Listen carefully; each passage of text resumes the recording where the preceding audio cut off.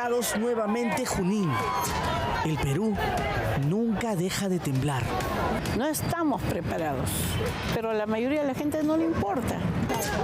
Las sacudidas duran segundos, a veces minutos, porque después de cada temblor, el Perú vuelve a hacer lo que mejor sabe hacer: olvidar. Por eso viajamos a Pisco, símbolo de lo tan difícil que es recuperarse después de una catástrofe. Hemos llegado hasta la Plaza de Armas de Pisco. Podríamos venir aquí simplemente para recordar un terremoto. Nosotros hemos venido por algo distinto, porque si queremos saber cómo responderá el Perú al próximo gran sismo, debíamos empezar por la única ciudad que ya tiene esa respuesta. Aquí el tiempo parece haber hecho su trabajo. Las calles volvieron a llenarse, los negocios reabrieron, los parques recuperaron sus risas. Pero debajo de esa normalidad sigue escondida una pregunta: ¿aprendimos realmente algo? Pisco se quedó en tinieblas. En ese momento ya no había energía eléctrica, ya no hubo comunicaciones, ya era todo, Pisco era un silencio total. Solamente escuchabas tú a las personas que pedían auxilio. Aquella noche no solo combatieron una emergencia, combatieron el caos, la desesperación y la impotencia de saber que no habría ayuda suficiente para todos. En el camino a la Pedro Ferola encontraba heridos, ya casas destruidas, o sea, gente que yo conocía desde niño que pedía ayuda y en algunos casos que estaban fallecidos, o sea, trataba de ayudarlos. Pero entre la gente y avanzaba y ayudamos y jalamos, pero mi idea era mi familia. El miedo nosotros como bomberos siempre lo tenemos, hasta el día de hoy tenemos miedo. Los terremotos pueden durar menos de un minuto, a veces más. Pero hay personas que siguen viviéndolos casi 20 años después. Los recuerdos aparecen cuando la tierra vuelve a moverse, cuando suena una alarma, cuando un temblor, por pequeño que sea, vuelve a traer imágenes que nunca terminaron de irse.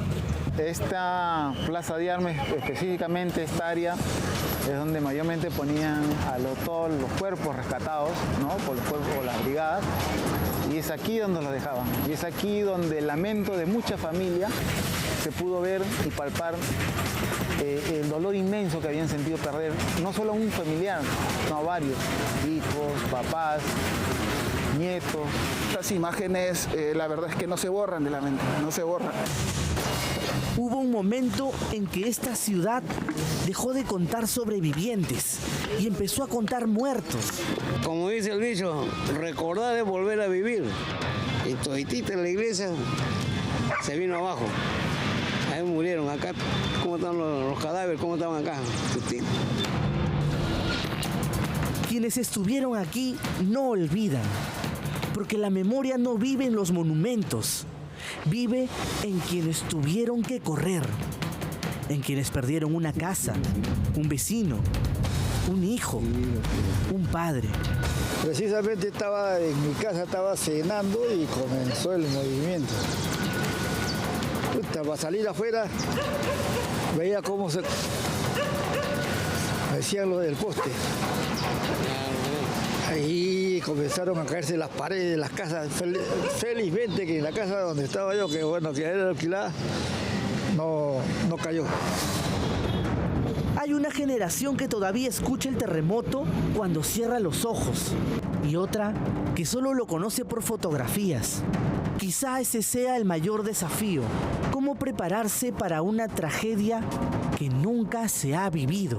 El cementerio está a 2 cuadras también y todas las familias, que son cerca de 595 fallecidos aproximadamente, vienen acá a Pisco a recordar a sus fallecidos, porque muchos en algunos casos no vivían acá, y se llena de personas, familiares que vienen a recordar a sus seres queridos, ¿no? En este caso que fallecieron esa vez. Entonces, todos los años en esta fecha es un recordaris, algo triste, pero es parte de la vida y tenemos que seguir adelante.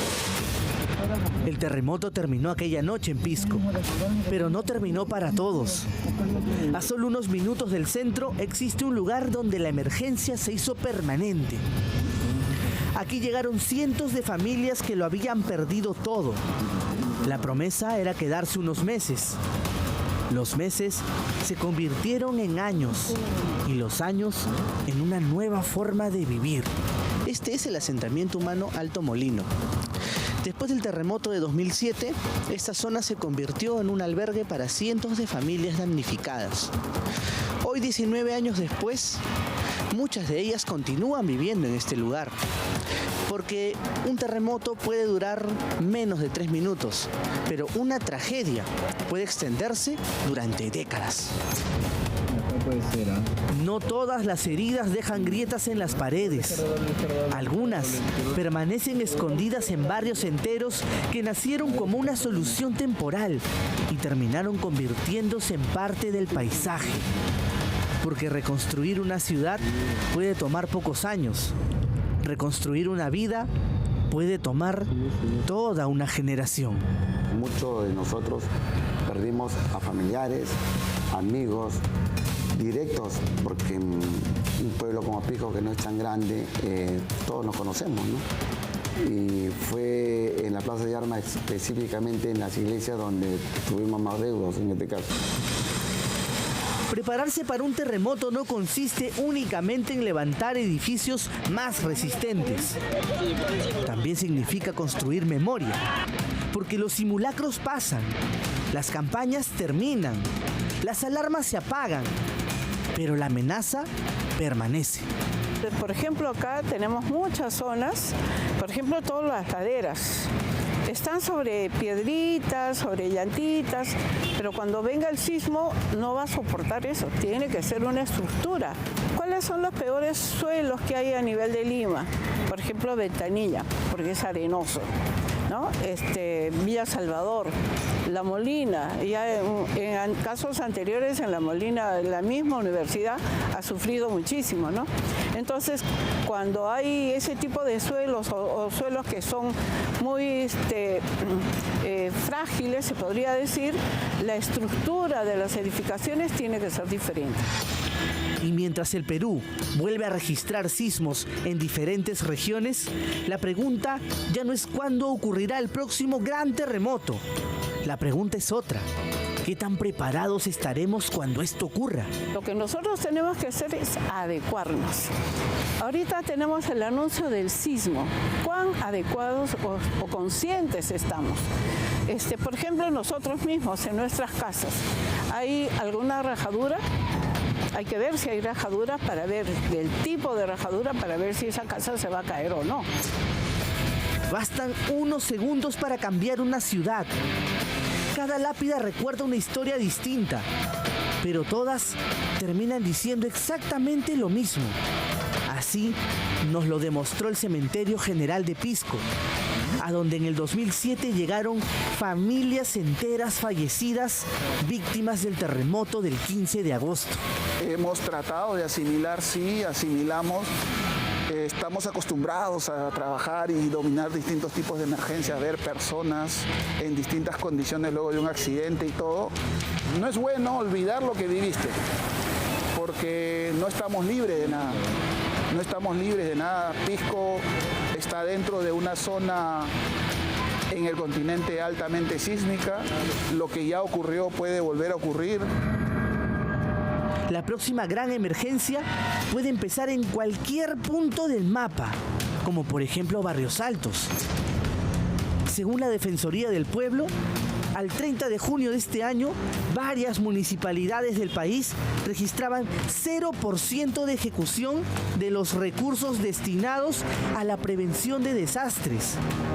En otras palabras, mientras la tierra vuelve a moverse, parte del presupuesto para prevenir una tragedia permanece inmóvil. Y justamente por eso, Pisco no debería ser recordada solo cada mes de agosto.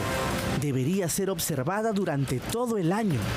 Porque esa ciudad no guarda únicamente la memoria de una tragedia.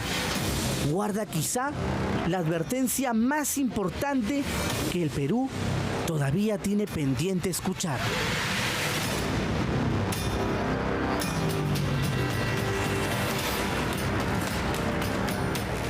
En los últimos 7 días, el Perú ha tenido 30 sismos de grado 5.7.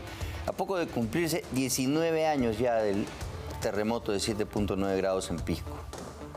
¿No? Miren todas esas señales que nos está dando, gracias a Dios, que son de mucha profundidad, lo que no sucedió en Pisco, ese es el problema, ¿no? El remesón ahí arrasó con todo y a casi 20 años, 2 décadas después, hay muchas zonas que todavía no están reconstruidas plenamente o se ha ejecutado presupuesto de prevención. Uno pensaría, ¿no?, que en Pisco, luego de semejante tragedia, ya tendrían elaborado todo un sistema de prevención sísmica de último nivel, ¿no? 20 años después deberían ser el ejemplo a seguir de otras regiones, precisamente porque ahí se evidenciaron todas las falencias y todos los peligros y riesgos que hay cuando no se toman las previsiones del caso ante un sismo.